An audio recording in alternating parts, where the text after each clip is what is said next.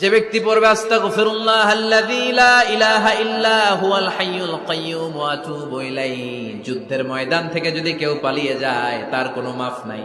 এটা অনেক বড় কবিরা গুনাহ। আত-তাওয়াল্লি মিন ইয়াউমিজ যাহফ, যুদ্ধের ময়দান থেকে পালালে ওর কোনো মাফ নাই। বিশ্বনবী বলেন, যুদ্ধের ময়দান থেকে পালিয়ে এসেছে কোন মুসলিম সৈনিক, সেও যদি এই আস্তাগফিরুল্লাহাল্লাযী লা ইলাহা ইল্লা হুয়াল হাইয়ুল কাইয়্যুম ওয়া আতুবু ইলাইহি মন থেকে পড়ে, তার জীবনের গুনাহ আল্লাহ মাফ করে দিবে।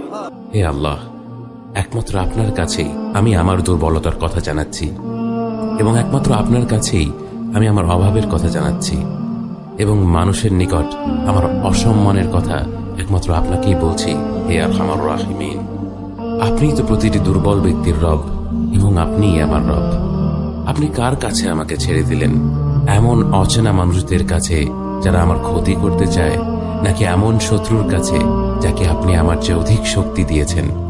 হে আল্লাহ, যদি আপনি আমার উপর রাগ না করে থাকেন তাহলে এর কিছুতে আমার কিছু আসে যায় না, কিন্তু আপনার আশ্রয় পেলে আমার পরিস্থিতি আরেকটু সহনীয় হবে।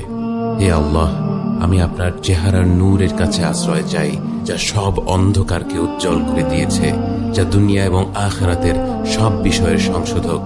আল্লাহ, আপনার রাগ এবং অসন্তুষ্টি থেকে আমি রেহাই চাই।